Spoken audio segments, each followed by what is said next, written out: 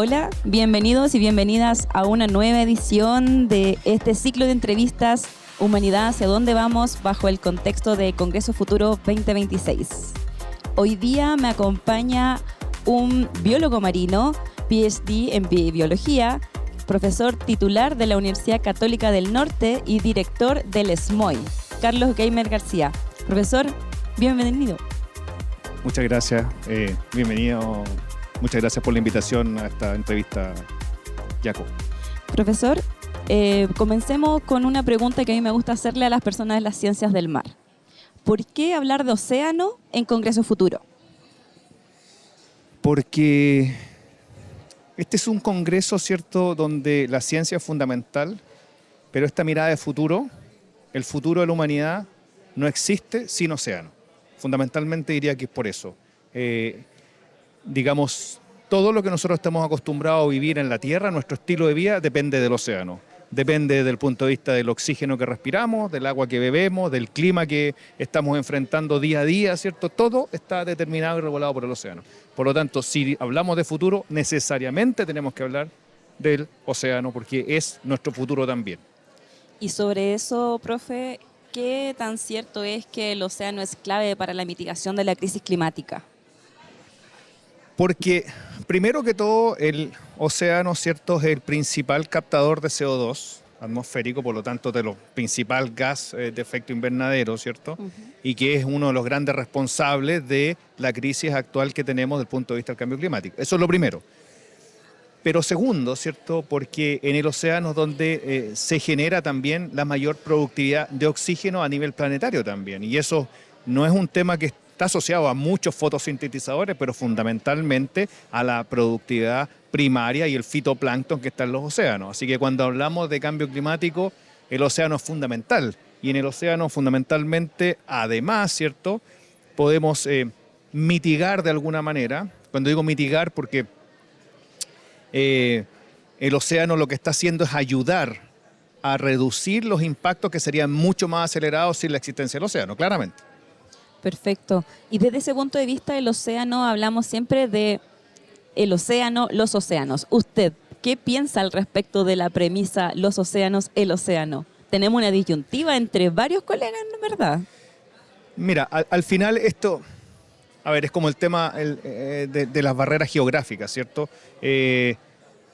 Cuando uno piensa desde el punto de vista geopolítico que hay que dividir esto con nombres distintos y aquí parte algo y otra y termina otro, ¿cierto? Claro, uno fue educado de que había varios océanos y todo eso, pero en la práctica, cuando uno piensa que la vida que está ahí no reconoce esas barreras, ¿cierto? Me hace mucho más sentido hablar una palabra mucho más genérica y hablar el océano en sí, digamos, porque es un gran sistema que es utilizado por toda esta vida que está allá, e incluso por nosotros, digamos. Exacto, bueno, somos del mismo team. Yo también soy del océano. ¿Por qué? Porque al final hablamos de la gran masa de agua que nos envuelve y que nos invita a pensar soluciones más macro. Y bajo ese punto de vista quiero mencionarle unas siglas, BBNJ.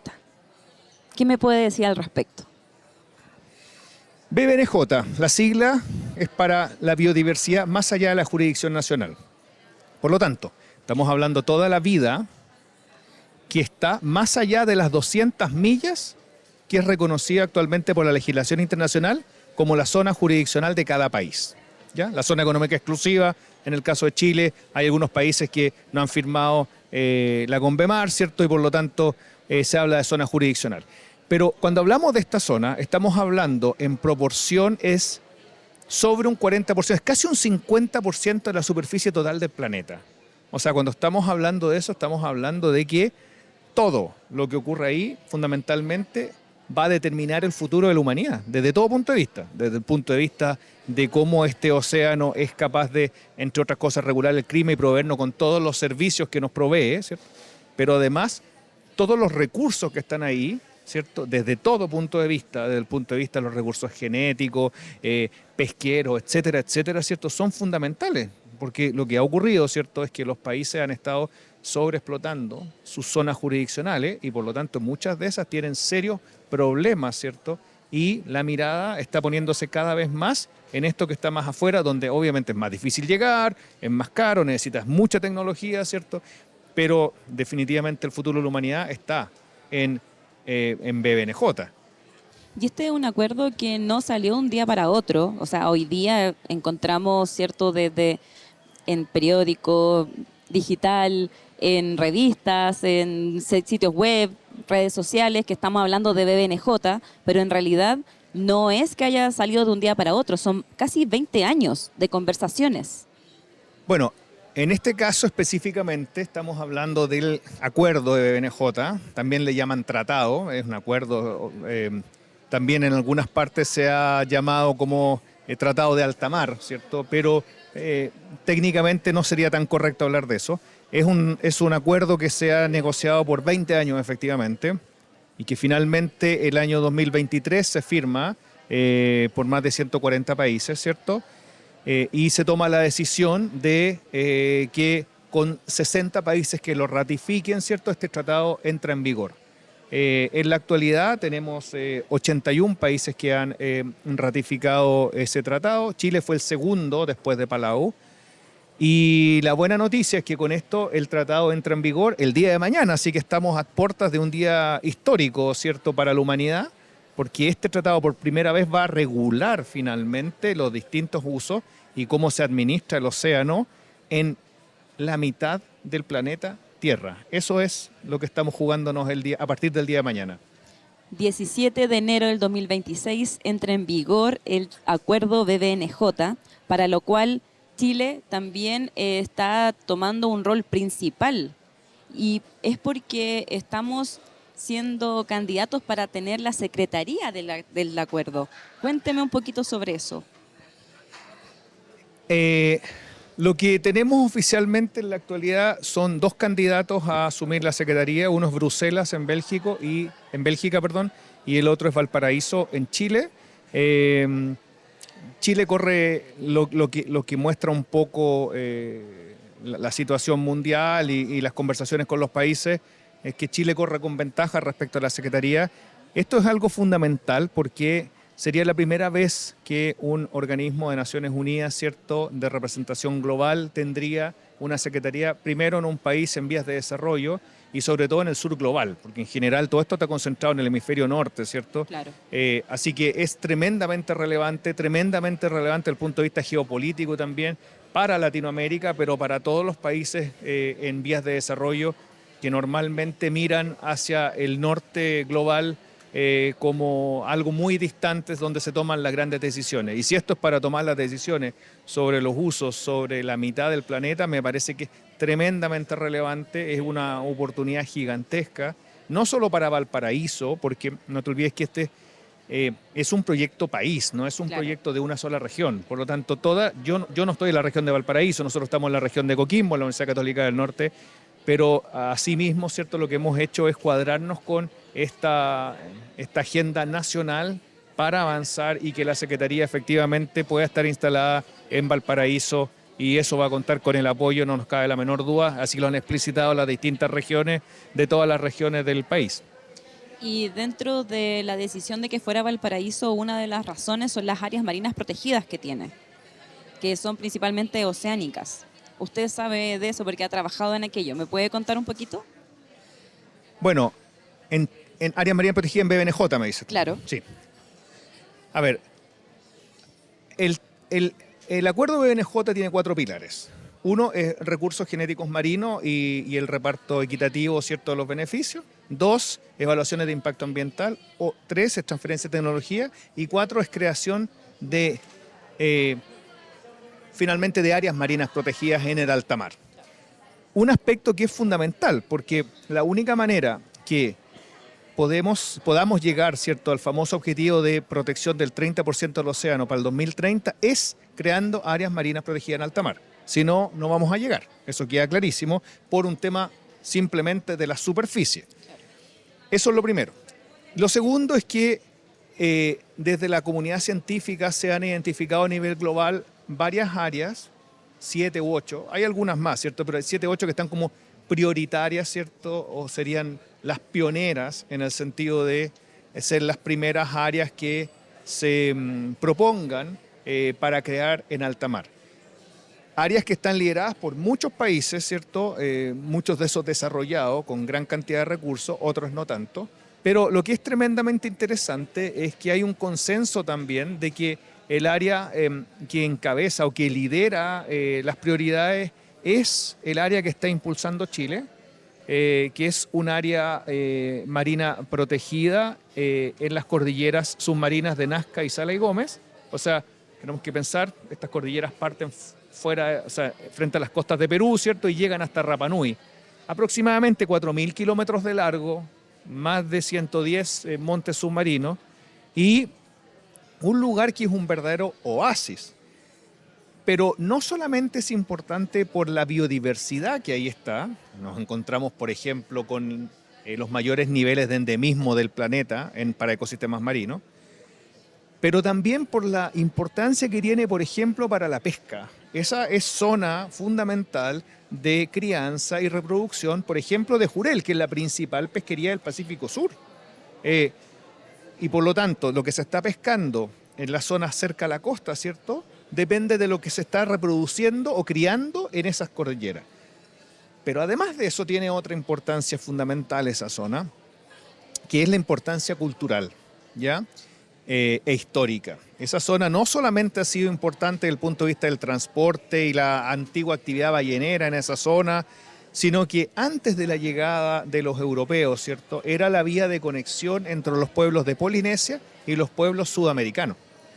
Y la ciencia ha ido mostrando evidencias súper claras, por ejemplo, de que a través de estas cordilleras, por ejemplo, se llevó desde Sudamérica hasta Polinesia el camote, o desde Polinesia hasta Sudamérica la cúrcuma, ¿ya? Entonces, antes ya era una carretera utilizada y por lo tanto la importancia cultural creo que es una cosa que es tremendamente relevante porque esta zona no solo es importante por la biodiversidad, sino que por la importancia que tiene para los primeros habitantes que usaron estas zonas en el pasado, como por ejemplo pueblos polinésicos. O sea, es importante al final desde el punto de vista histórico también. El profesor, vamos a tener una pequeña pausa en este momento para que se prepare. Le voy a preguntar por sus líneas de investigación a la vuelta de la pausa.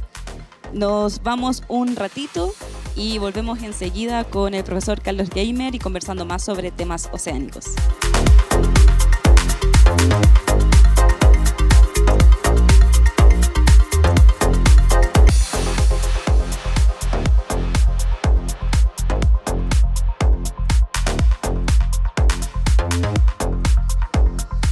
Hola a todos y todas, estamos de vuelta en el conversatorio aquí del ciclo de entrevistas Humanidad hacia dónde vamos en el marco de Congreso Futuro 2026.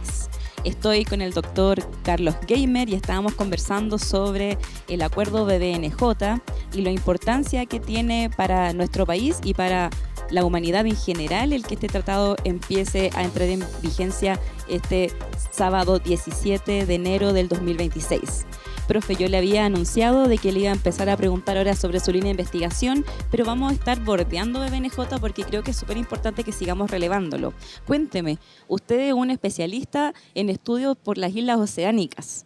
Cuéntenos en qué está hoy día. Supe por ahí que lanzaron un librito de divulgación.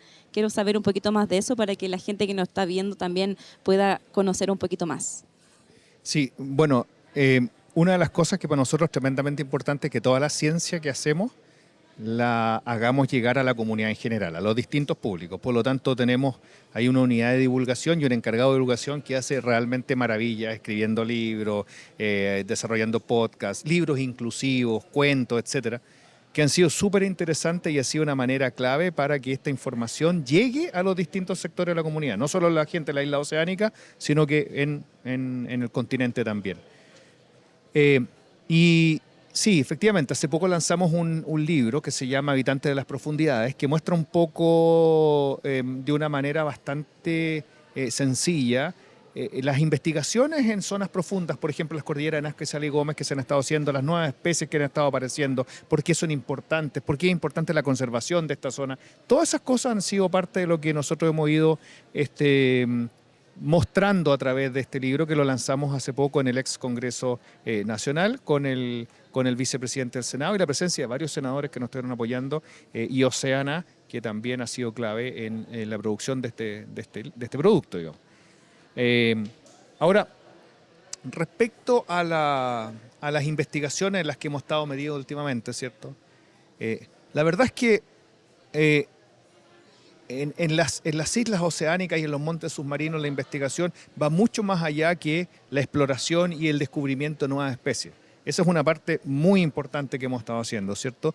Pero dentro de las investigaciones que estamos desarrollando hay temas como, por ejemplo, el impacto que tienen las principales amenazas, ¿cierto?, a esa zona, como la basura marina, Claro.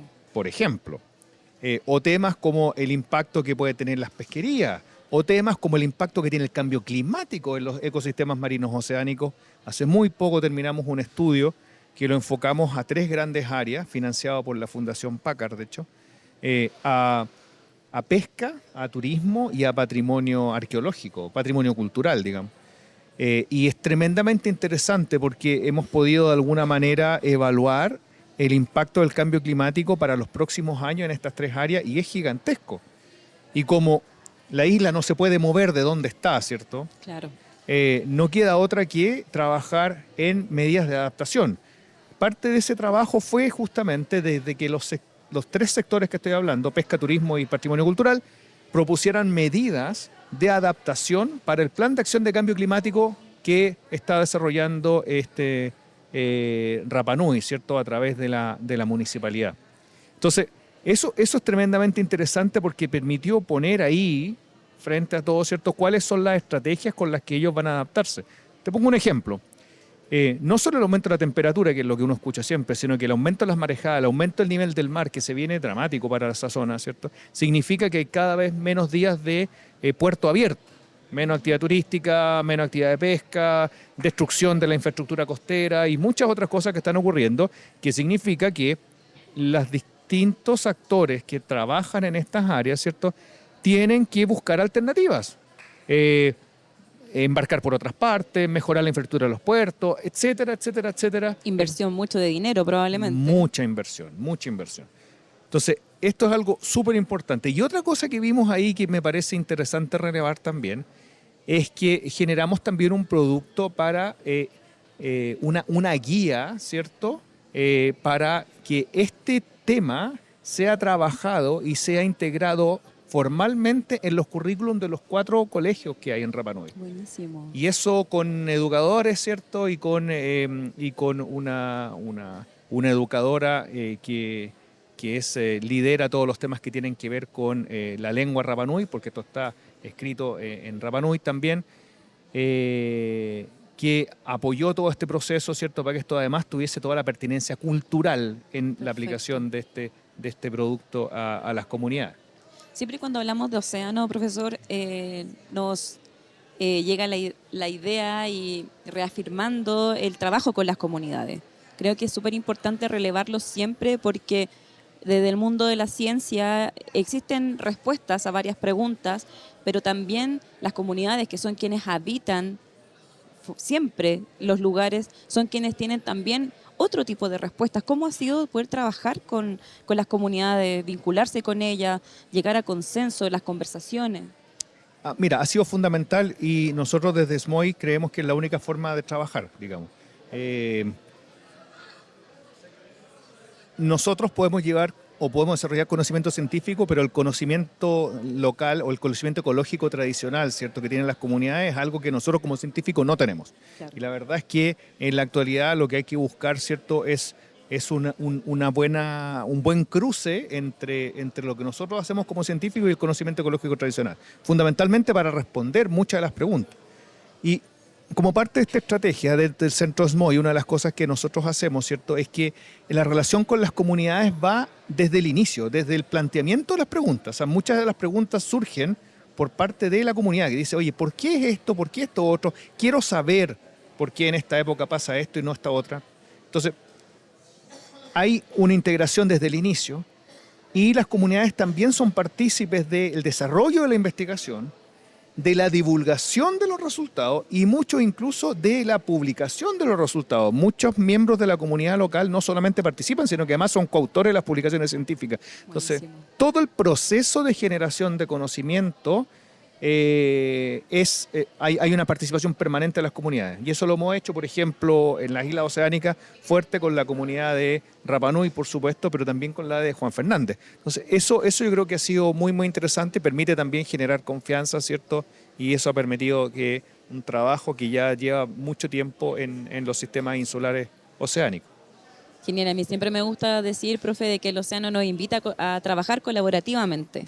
Es algo que no puedes hacer si es que quieres trabajar en temas oceánicos, porque además no es solamente la gente del área de la biología o de la física o de la oceanografía, sino también que de las ciencias sociales. El trabajo de SMOI es interdisciplinar, ¿verdad? Sí. ¿Nos puede contar un poquito cómo se ha desarrollado, qué es lo que es SMOI, qué significa? Sí, el Centro SMOI de Ecología y Manejo Sustentable de Islas Oceánicas surge justamente a partir de las necesidades de conocimiento científico que las mismas comunidades nos plantearon en algún minuto dado. Entonces habíamos científicos de distintas áreas que estábamos haciendo cosas fundamentalmente en el continente y en sistemas insulares del continente. Algunos ya estábamos trabajando en los sistemas insulares oceánicos. Pero lo que hicimos fue decir, oye, mira, pero hay muchas cosas que no se pueden responder de una sola manera, digamos, tiene que tener distintas visiones, distintas disciplinas que se vayan cruzando. Y así va surgiendo un poco esta interdisciplina que mencionas tú, ¿cierto? Y dentro de eso, por supuesto, el tema de las ciencias sociales. Ahí tenemos un colega que ha liderado trabajo súper importante, el profesor Jaime Aburto, de la Católica del Norte también, en temas de sistemas socioecológicos, por ejemplo, y que ha sido clave en cosas súper prácticas, porque una cosa es hacer el trabajo, pero otra cosa es que esa ciencia además tenga sentido y tenga utilidad, claro, que es muchas veces lo que también nos piden las comunidades, que sirva para tomar decisiones, por ejemplo. Ahí tengo un ejemplo súper interesante. Hace unos años atrás, cuando se estaba negociando todo el proceso para la creación del área marina protegida de Rapa Nui, que finalmente terminó siendo el área marina protegida más grande de Latinoamérica, ¿cierto? Un área de múltiples usos. Una de las cosas que la comunidad Rapa Nui nos pidió a través de la Comisión de Desarrollo y la Paz con la CODEIPA fue que desde el SMOI desarrolláramos un estudio sobre los artes y aparejos de pesca que ellos querían que se usaran en toda la zona económica exclusiva de Rapa Nui, que es un espacio gigantesco. Claro. Entonces, eso lo tomó el profesor Jaime Aburto y hizo todo un estudio trabajando con los pescadores, recolectando esa información y finalmente ese estudio que identificó claramente lo que los Rapa Nui usaban y lo que Rapa Nui querían ser utilizado, fue entregado por la CODEIPA, la Comisión de Desarrollo, a la Subsecretaría de Pesca. Y finalmente se tradujo en una resolución. Y esa resolución en la actualidad es el corazón del decreto de creación del área marina protegida de múltiple uso. O sea, ahí dice que los artes y aparejos de pesca van a ser utilizados según la resolución esta que entrega la Subsecretaría de Pesca, y eso está definido a partir de un trabajo solicitado por la misma comunidad. Ese tipo de ejemplos creo que son tremendamente interesantes, que muestran cómo la ciencia se pone a disposición, ¿cierto?, de las comunidades y de los tomadores de decisión local, y finalmente también tiene a nivel de los tomadores de decisión nacional, ¿cierto?, un impacto claro que se traduce en este corazón del decreto de creación del área marina protegida. Y súper bueno de relevar también para que se sepa que se trabaja así. Porque quizás muchas personas que no estén involucradas en el tema pueden pensar, no, viene la gente de la ciencia, pone su idea, y en realidad no, se está tratando de actuar colaborativamente, sí, siempre. Sí, siempre esa ha sido la aproximación desde el primer día que nosotros, bueno, la Universidad Católica del Norte tiene una larga historia trabajando en Rapa Nui, desde los años 80, el primer vicerrector de la sede de Coquimbo, el doctor Alfredo Sea, que falleció hace años, fue el que partió todo el tema de la investigación submarina, la exploración submarina, ahí con los dos famosos buzos de Rapa Nui, los hermanos García, y con el profesor Randall de la Universidad de Hawái. Ellos, y el profesor Luis Di Salvo, también de la Católica del Norte. Entonces, eso fue en los años 80, pero después un periodo súper largo donde se hicieron algunas investigaciones relativamente esporádicas, pero ahora empieza un trabajo muy arduo. Y cuando nosotros llegamos, lo primero que nos dijeron hace unos 11, 12 años atrás es que Rapa Nui es la isla de los proyectos. Y aquí vienen todas las universidades de Chile y del mundo y quieren hacer proyectos, quieren hacer cosas, toman sus datos, se van y no vuelve nada. Ya. Ese fue el primer comentario que nos hicieron. Un reclamo, definitivamente. Claro, pero que no era para nosotros, sino que era un Claro, reclamo por general. Claro, entonces nos dijeron, si ustedes quieren trabajar, tienen que cambiar eso. Y lo que nosotros hicimos fue comprometernos como universidad a que nos íbamos a... O sea, la información o el conocimiento que generáramos no solamente iban a ser partícipes de todo el proceso de creación, ¿cierto? Sino que además íbamos a devolverlo inmediatamente. O sea, nosotros la devolución se hace a través de muchas cosas. Por ejemplo, productos de divulgación, por ejemplo, presentaciones permanentes a los tomadores de decisiones, no sé, por el Consejo Municipal, a la Comisión de Desarrollo de Isla de Pascua y a otras organizaciones dentro de al Consejo Local del Mar, por ejemplo, para que las decisiones que tomen estén basadas en esta ciencia. O sea, es una cosa inmediata y normalmente, al menos una vez al año, nosotros estamos haciendo como grandes seminarios toda una tarde con científicos de distintas áreas, ¿cierto?, del SMOI, que van a presentar los avances de los resultados abiertos a la comunidad. Se hacen los colegios con charlas también, o sea, hay un montón de instrumentos que usamos y eso ha permitido que la universidad y el SMOI, ¿cierto?, no solamente hagan sus investigaciones en las líneas en las que nosotros partimos, sino que ahora se han ido incorporando nuevas áreas, ¿cierto?, en áreas donde nosotros no habíamos trabajado jamás. No sé, pues temas como acuífero, carbono neutralidad, ¿cierto?, residuos cero, varias cosas que en su minuto dado no había sido interés, no de nosotros, sino que no nos habían planteado como interés, pero se ha generado esta confianza y ahora la institución, digamos, se ha ido posicionando también con estos temas en una relación más larga. Qué bueno saber que se está trabajando de esa forma desde nuestro país, desde la comunidad científica chilena. Profesor, en un minuto para finalizar, la pregunta de este Congreso Futuro 2026, Humanidad, ¿hacia dónde vamos desde el punto de vista del océano?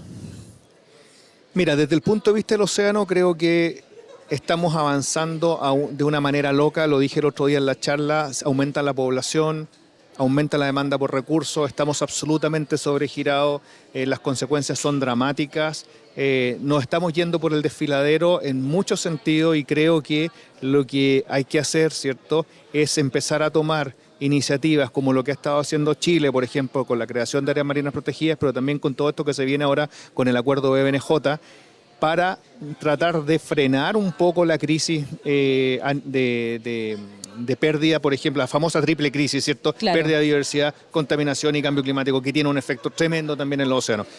Creo que el futuro tenemos que replantearnos cómo estamos tratando nosotros de vivir y relacionarnos con el océano.